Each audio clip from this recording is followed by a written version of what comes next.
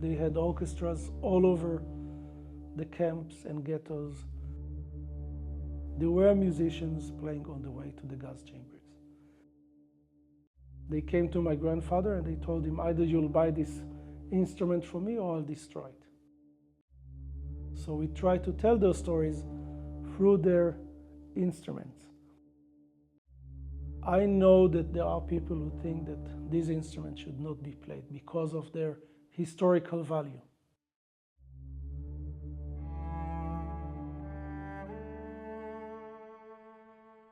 It started with my grandfather. He had 11 brothers and sisters. Only one of his brothers survived. My grandmother had 7 or 8 brothers and sisters. Unfortunately, none of her family survived. And in Israel, after the war, there was a very strong ban on everything German. And many of the musicians, they came to my grandfather and they told him, either you'll buy this instrument for me or I'll destroy it. So even though he knew what happened, he bought the instruments he could, knowing that he cannot sell them.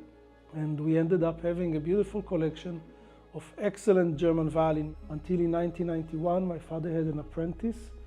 His name is Daniel Schmidt, a bow maker. When he saw those instruments, he asked my father to give a lecture in Germany to the German Violin and Bow Making Association. This was in 1999, and this was the first lecture of what today is Violins of Hope. Then it was an unnamed project, basically one lecture. After that lecture, my father spoke on a radio show, and he asked if people had instruments with stories and ties to the Holocaust. He said we would like to have exhibits, concerts, lectures, and the next day we got the very first violin, which is a very interesting story.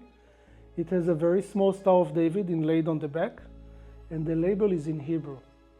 And it says, I made this violin for my loyal friend, Mr. Shimon Krongold, Warsaw, 1924. Shimon Krongold, he was a wealthy industrialist in Warsaw before the war. When the war started, he ran away. Unfortunately, he died in Tashkent, in Uzbekistan.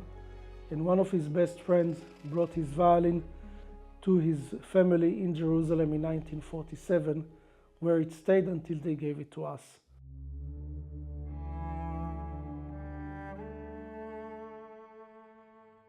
There were lots of Jewish musicians before, during, and of course after the war. Music was a very widespread tradition, especially in Eastern Europe. Many Jewish people simply played an instrument. It's a very big part of the tradition. They used it for prayers, they used it in many, many things, and it was also mainly for entertainment. Whatever music you could make would be basically what you could get. Isaac Stern many years ago was asked, why does so many Jewish people play violin? He said, it's the easiest instrument to pick up in your hand and run. Violins, this is very, very, very light. Maybe a pound, not even a pound actually, less than a pound.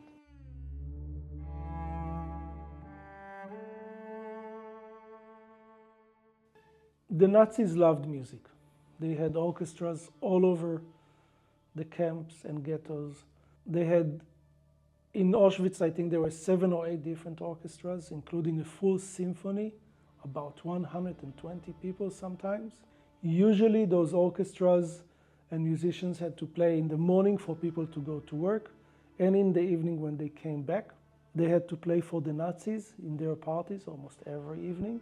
The Nazis wanted to have music in the camps, especially in the concentration camps, for many different reasons. People will play where the train stopped, for the people who were coming in to think, okay, there is music here, how bad can it be? It took a few minutes, they realized how bad it could be.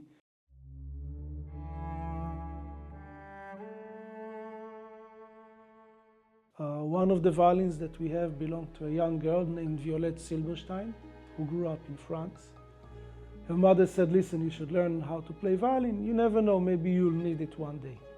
And when she was sent, age about 16, to the camps, she arrived to Birkenau, which was basically Auschwitz II. She tried to be accepted to the orchestra, but the woman who was conducting this, she said no. A few months later, Alma Rose, a very known musician, she arrived to Birkenau and she became the head of the orchestra. And Violette auditioned again. Alma said, listen, you're not a very good violinist, but I'll take you in anyway. And the Nazi officer came with his gun out to shoot her on the spot. And Alma came back running. She said, you can't kill her. She's my best violinist. And this lie actually saved her life. She survived. 22 out of the 24 women from the orchestra survived. She never played violin after the war. She played guitar, she was singing, but she never played violin. This is one of the very, very first violins made by a Jewish violin maker named Jacob Hackert.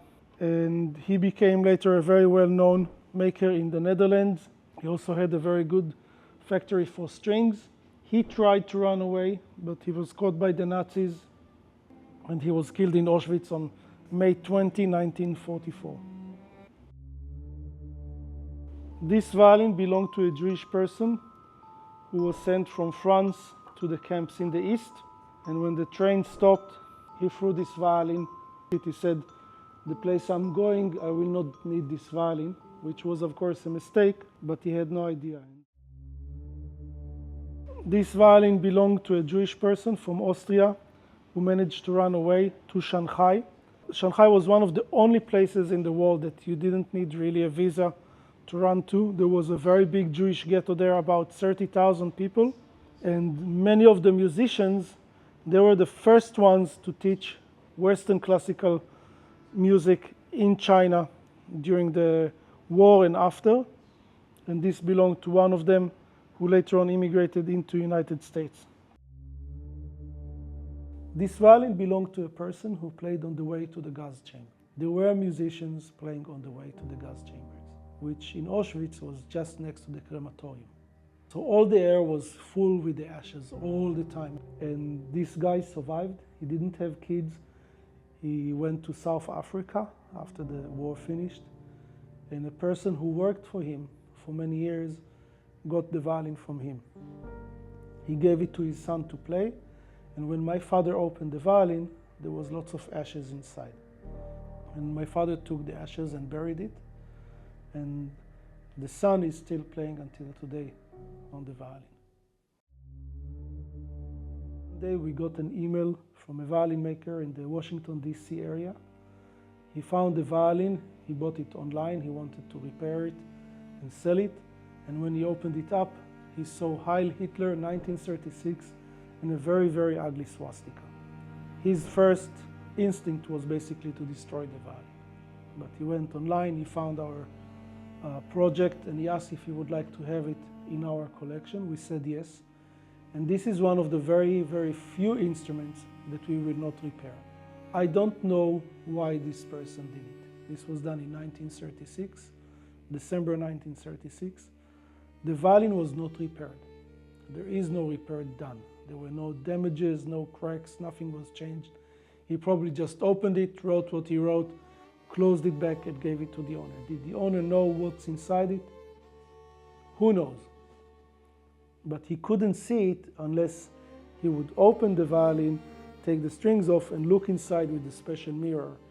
Otherwise you cannot see it because it was on the top. There is no other way to see it.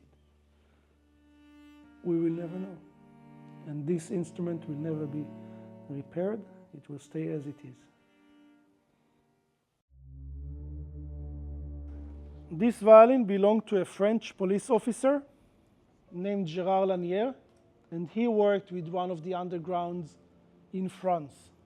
He used to hide Jewish people in his house when they were on the way to run away from France. We have a book with lots of photos from France of Jewish people before the war, during the war.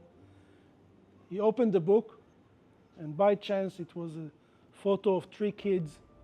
And he said that these 3 kids were once in their house on the way to escape. We don't know what happened to them.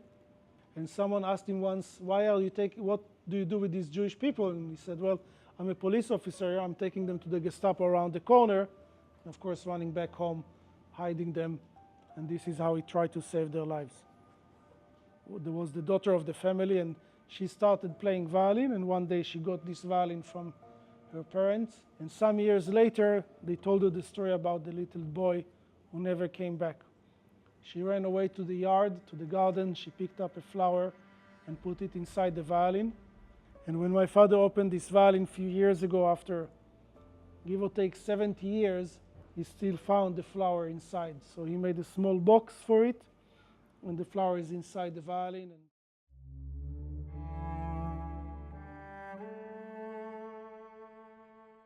Pinchas Zuckerman told me that his father, who played in one of the orchestras in Auschwitz, got an extra piece of bread a week because he was part of the orchestra.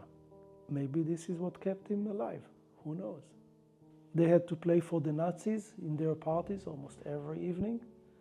Sometimes they had to play on Sundays concerts because the Nazis wanted to hear this or that music. And the survivor told me a few years ago that for him to come to the concert that night was a torture because he had to stand for hours listening to classical music on Sundays in rain, in snow. You couldn't move, you couldn't do anything. Just stand and listen instead of resting. So for him, 70-something years later, music was still a torture. So when you were told to go and resettle in the East, you were allowed to bring about 50 pounds of things with you. You can't take your house, you can't take your desk. If you had a violin, usually that will be one of the most expensive things you can actually take with you. So people who arrived with musical instruments many times were auditioned into the orchestras.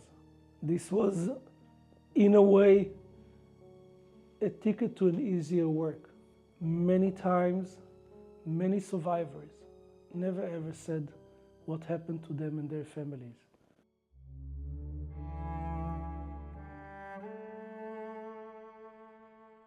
So the restoration process, usually we open each violin.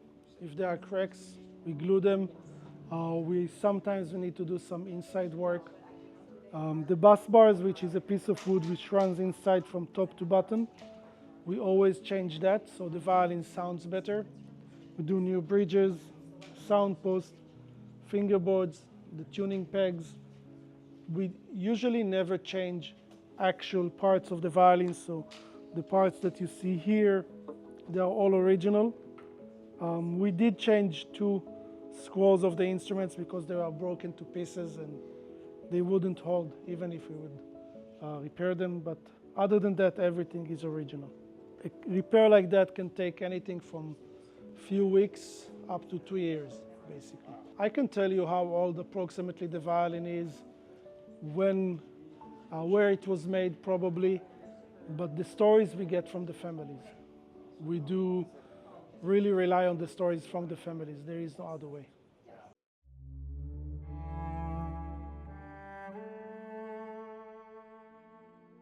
Violins are around since 1500. They can still play for 500 years. I know that there are people who think that these instruments should not be played because of their historical value.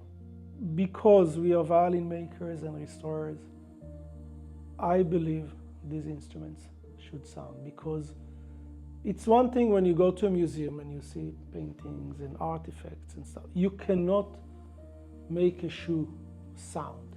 Musical instruments can sound. And we don't have anymore that many survivors to come and talk and tell their stories. So we try to tell those stories through their instruments. So these instruments tell a story.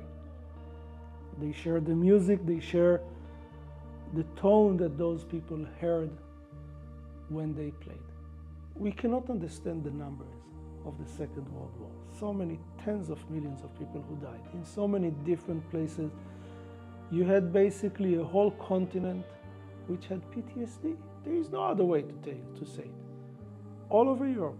But when we take it to specific people, then you can realize, okay, that could have been my next door neighbor, my cousin, my uncle, my family.